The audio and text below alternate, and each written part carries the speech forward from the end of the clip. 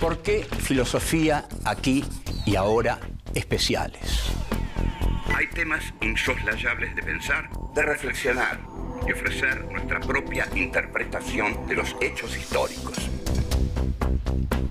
El Islam y los Estados Unidos, los dos dicen tener a Dios de su lado.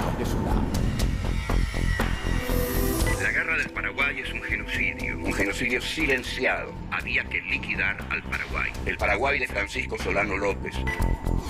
Vamos a hablar de literatura y política para pensar el compromiso del escritor. Los ejemplos de Sartre, Rodolfo Walsh, como el Eternauta de Oestergel que dice: desde ahora estamos solos, completamente solos. ¿Quiénes pensaron la Argentina de otra manera? John William Cook. El peronismo es el hecho maldito del país burgués. Raúl Scalabrini Ortiz Queda en el recuerdo de todos como uno de los principales representantes del pensamiento nacional y popular. El imperativo más profundo que tenemos: pensar por nosotros mismos. Filosofía aquí y ahora especiales. Literatura y política. Rodolfo Walsh. 1. Hay un fusilado que vive. 2. El pueblo está solo. 3. El reflujo popular y la lucha armada. 4. Dar testimonio en momentos difíciles. 1. Hay un fusilado que vive. Rodolfo Walsh es una de las figuras más perfectas del escritor comprometido en la Argentina. El hecho que dinamita, que impulsa el compromiso de Walsh como escritor y como periodista investigador son las matanzas de José León Suárez. Esto es algo que llega a él y despierta una inquietud sorprendente, inesperada, que lo impulsa a la acción. Los fusilamientos de 1956 en José León Suárez fueron consecuencia del levantamiento del general Valle también en 1956. Walsh decide investigar este hecho porque sabe que algo muy oscuro, muy turbio, muy cruel, se esconde detrás de ese levantamiento de Valle. Algo clandestino que hay que investigar cuidadosamente. Entonces, esta investigación toma el cuerpo finalmente del libro famoso hoy, es un libro que es ejemplo del periodismo de investigación, que es Operación Masacre. Operación Masacre inaugura un nuevo género que también, sin conocer a Walsh, habrá de inaugurar en Estados Unidos Truman Capote con su novela sobre A Sangre Fría, sobre el asesinato de esa familia a manos de dos jóvenes asesinos. Walsh narra frente a una cerveza, pensativo, y alguien se le acerca y le dice: hay un fusilado que vive. Es decir, uno de los fusilados de José León Suárez no ha muerto, vive. A partir de ese momento, Rodolfo Walsh no puede pensar en otra cosa, como todo auténtico creador, como todo auténtico investigador, periodista y hasta humanista. ¿Quién es ese fusilado? ¿Dónde está? ¿Cómo encontrarlo? Este es un nuevo compromiso en Walsh, porque Walsh antes escribía ficciones policiales clásicas. La ficción policial clásica es la que nace en Inglaterra como la novela policial de enigma, que su clásico más perfecto es el de Arthur Conan Doyle, Sherlock Holmes. Todos ustedes conocen a Sherlock Holmes, se han hecho más películas de Sherlock Holmes que de Drácula. El primer libro de Walsh, que escribía mucho en las revistas Leoplan y Belea, se llama Variaciones en Rojo. Hay tres cuentos largos, tres novelas, que componen Variaciones en Rojo. Ellos son La aventura de las pruebas de imprenta, Variaciones en Rojo y Asesinato a distancia. El protagonista es Daniel Hernández, que es un héroe de Walsh, y en verdad Walsh no va a recordar con cariño estos cuentos, porque para él estos cuentos son como un juego de la imaginación que nada tiene que ver con la realidad. En cambio, la tarea que se propone hacer ahora con la novela de non-fiction que va a escribir, Operación Masacre, sí tiene que ver con la realidad, y es su pasaje al policial negro.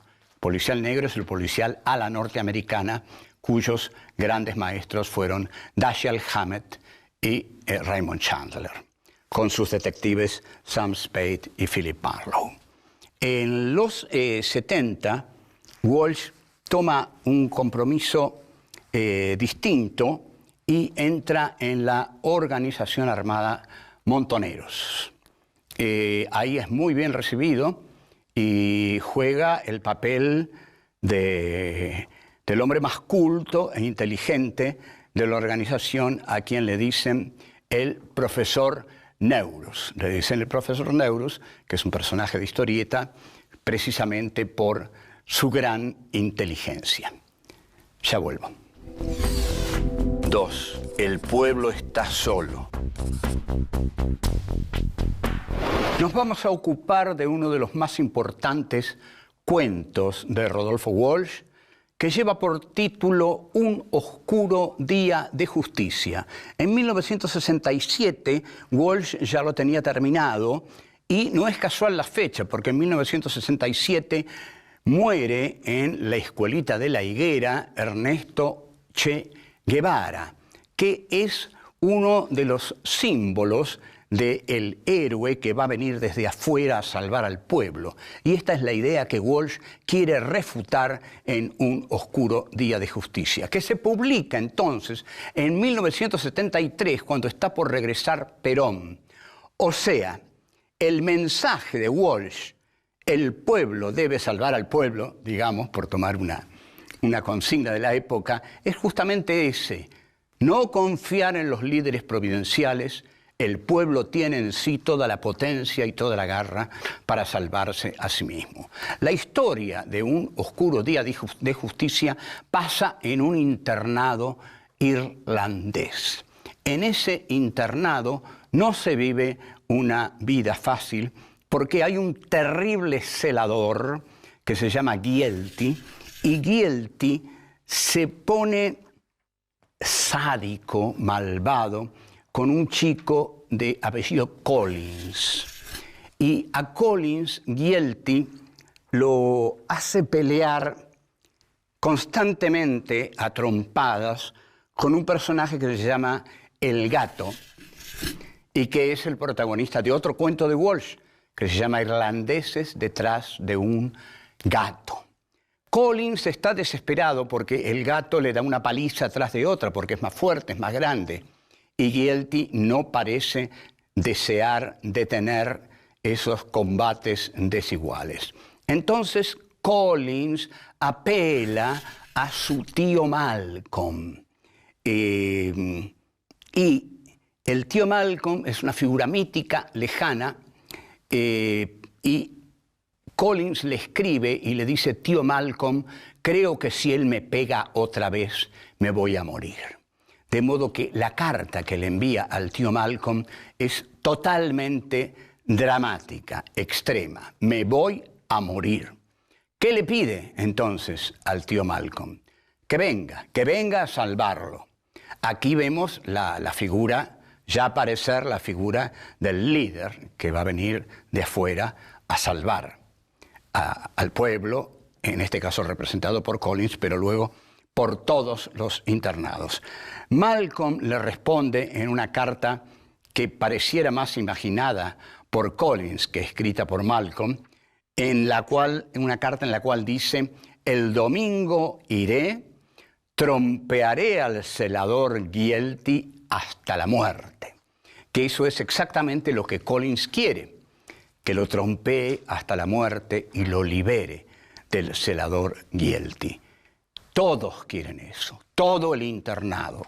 Todos entonces empiezan a esperar al tío Malcolm. Y a todo Walsh le llama el pueblo, desde el comienzo del cuento. Por fin llega Malcolm, todos aplauden, llega Malcolm, aquí está Malcolm. Malcolm, con los brazos abiertos, responde al clamor de la multitud, que son los internados justamente los internados del internado irlandés.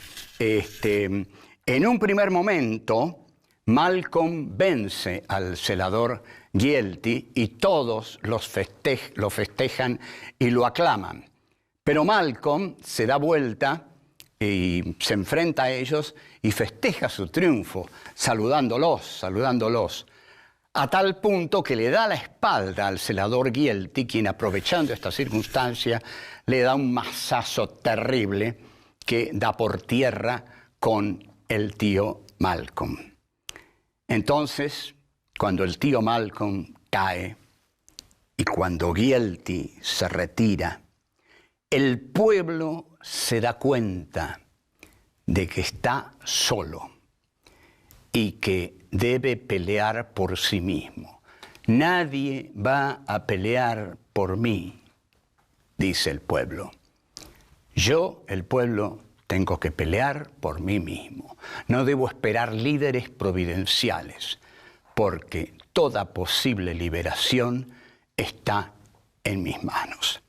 Dentro del contexto en que aparece el cuento, que es el regreso de Perón, lo que está diciendo claramente Walsh es, bueno, vayan, busquen a Perón, viven a Perón, hagan lo que quieran con Perón, pero recuerden, Perón no los va a liberar.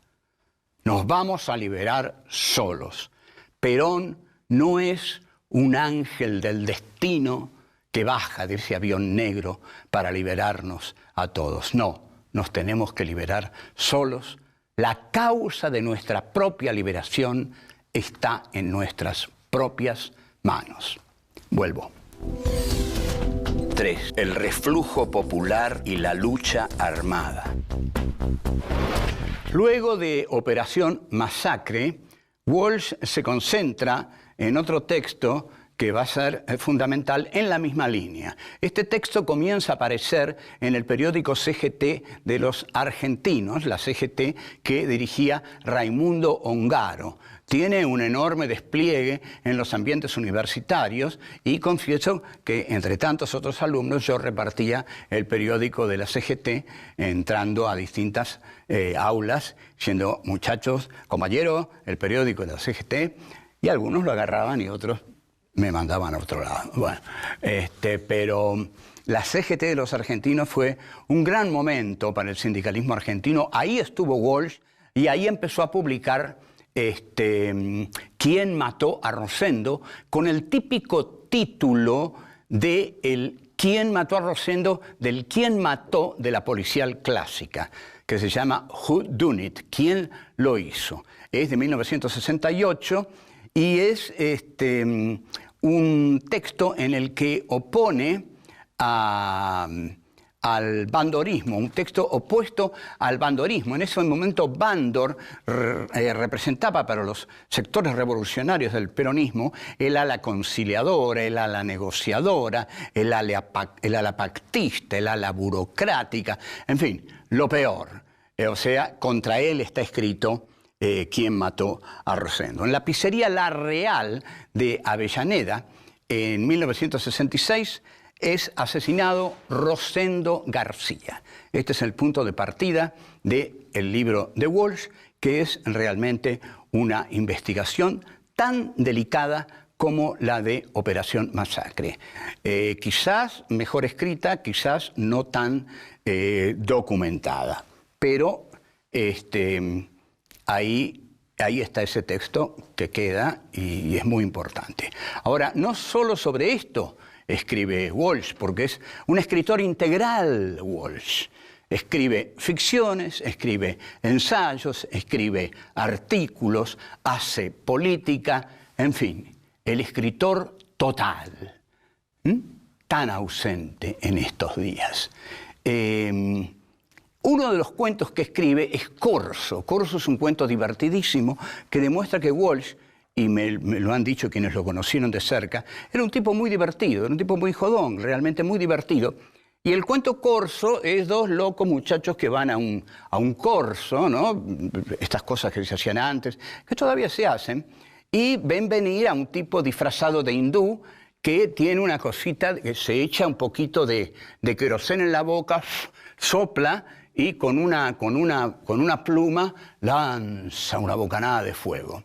Entonces se consiguen una pluma igual a la del hindú, algo así, y cuando el hindú pasa frente al palco del gobernador de la ciudad y se tira más que nunca querosene para largar su bocanada de fuego más potente, uno de los dos atorrantes estos con la pluma le hace cosquillas en los genitales. Y este se quema vivo porque se traga todo el queroseno y se incendia por dentro. Y Walsh dice, ya no hablaba más en el idioma, porque el hindú iba hablando y dice, ya no hablaba más en el idioma, ahora decía, la puta que te parió, decía. Y bueno, el cuento es muy gracioso y tiene 1,5 páginas. Walsh pudo seguir dando grandes obras maestras a la literatura argentina que tanto las necesita, pero su militancia en Montoneros lo devoró por completo. Perón muere en 1974 y a partir de ahí comienza una violencia de aparatos entre Montoneros, que pasa a la clandestinidad, y las bandas clandestinas del gobierno de Isabel Perón. Walsh señala que ante el reflujo popular no puede haber violencia, algo tan elemental que cualquiera lo debió haber entendido. Cualquiera lo debió haber entendido. Pero bueno, no se entendió. En este sentido discute con la cúpula de Montoneros. La discusión es muy fácil. Si nosotros entramos al peronismo para contar con las masas del peronismo, o sea, para que la violencia del aparato montonero, del aparato armado, estuviera anclada en las masas peronistas, que tuviera como base las masas peronistas, ahora que no están las masas peronistas, que las masas peronistas se han vuelto sobre sí mismas, y han vuelto a sus casas, porque nada más alejado de las masas que la violencia de las metralletas. Ahora, dice Walsh, hay que también recluirse. El reflujo de las masas debe ser nuestro reflujo. No le hacen caso, continúan, y la represión de la dictadura se hace cada vez más feroz. Walsh rompe con los montoneros. Mientras los montoneros inauguran el partido montonero en Italia, con cámaras de televisión, con reportajes, el humilde profesor Rodolfo Walsh, profesor de inglés, se va a San Vicente disfrazado de profesor de inglés. Crea, antes de eso, Ancla, la agencia clandestina de noticias, que es una formidable usina de información de las atrocidades que pasan. Las atrocidades que pasan eran conocidas por todos, pero no hasta tal extremo. Pocos llegaron a adivinar la inmensidad del horror y de la crueldad. Walsh sí, y en este sentido la agencia de noticias clandestina Ancla cumplió una función, pero Walsh cumplió esa función desde la Argentina, desde San Vicente, solo y preparando su obra maestra, la carta de un escritor a la Junta Militar. Vuelvo. 4. Dar testimonio en momentos difíciles. La carta de un escritor a la Junta Militar es de una admirable precisión ante todo. La Junta Militar en 1977 cumplía un año de su asalto al poder. La carta de Rodolfo Walsh tiene dos partes. En la primera parte describe las atrocidades humanitarias de la Junta y en la segunda parte es la parte económica. En la parte en que describe las atrocidades que la Junta comete contra los derechos humanos de las personas, describe con una minuciosidad increíble, terriblemente informado para un hombre en 1977, escribe 15.000 desaparecidos, 10.000 presos, 4.000 muertos, decenas de miles de desterrados, son las cifras desnudas de ese terror que ustedes han implantado. Colmadas las cárceles ordinarias, crearon ustedes en las principales guarniciones del país virtuales campos de concentración donde no entra ningún juez, abogado, periodista u observador internacional. Eran los campos de concentración cerrados que llegaron, según cálculos de Pilar Calveiro, en Poder y Desaparición, a 340 campos de concentración en la Argentina. Sigue Walsh, el secreto de los procedimientos invocados como necesidad de investigación convierte a la mayoría de las detenciones en secuestros que permiten la tortura sin límite y el fusilamiento sin juicio. Si nadie sabe dónde está detenido el detenido, la tortura puede extenderse ilimitadamente. La segunda parte, que es la parte económica de la carta a la Junta, Walsh dice: estos hechos que sacuden la conciencia del mundo civilizado no son, sin embargo, los mayores sufrimientos que han traído al pueblo argentino. El mayor sufrimiento es la miseria planificada. O sea que para Walsh los mayores sufrimientos son la matanza estructural debida al plan económico de Martínez de Hoz. Hace un análisis contundente de la política económica de la dictadura, porque tiene todos los elementos para hacerlo. Es notable el manejo que tiene tanto en los datos de los derechos humanos como en el análisis de la economía. Y la carta tiene un final realmente conmovedor. El ejemplo del escritor comprometido. Dice: estas son las reflexiones en el primer aniversario de su infausto gobierno que he querido hacer llegar a los miembros de esa junta. Y aquí es donde dice: sin esperanza de ser escuchado, con la certeza de ser perseguido, pero fiel al compromiso que asumí desde hace mucho tiempo de dar testimonio en tiempos difíciles. Y firma Rodolfo Walsh, cédula de identidad, tanto escritor, es la reasunción de su propia identidad, porque la firma como escritor, carta abierta de un escritor. Esto en las redacciones de Gente, de Atlántida, de Para Ti, esta carta en manos de esos miserables periodistas era motivo de jarana, de risa. Mírenlo al loco este, cree que va a derrocar a los militares con esta cartita. Bueno, la cartita permanece y los militares van presos. El 25 de marzo de 1977, Walsh va a tirar su carta al buzón. Aparecen los militares, lo que significa que la cita estaba envenenada, aparece un grupo de militares armados hasta los dientes, pero Walsh no quiere llegar vivo a la ESMA porque sabe lo que le espera en la ESMA, el horror absoluto. Lleva con él una pequeña pistola calibre 22 y con esa pequeña pistola empieza a disparar. Ese enorme grupo de militares que lo había ido a buscar están tan asustados que ante una pistola 22 ya no se animan a agarrarlo vivo y lo acribillan a balazos. Caramba, no hubo 2 o 3 que pudieran enfrentar a un escritor con un matagatos, caramba. Walsh firma entonces esa carta con su sangre, con su vida.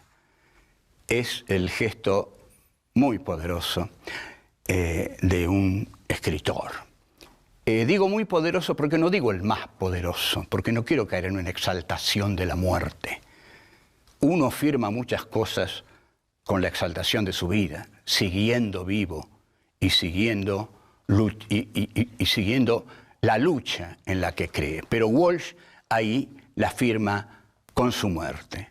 Esa muerte hace de él hoy un mito perfecto, la figura perfecta del escritor comprometido argentino. Se la jugó a fondo, escribió esa carta maravillosa y la firmó Rodolfo Walsh, escritor, que ha decidido dar siempre testimonio en momentos difíciles. Chao, hasta luego.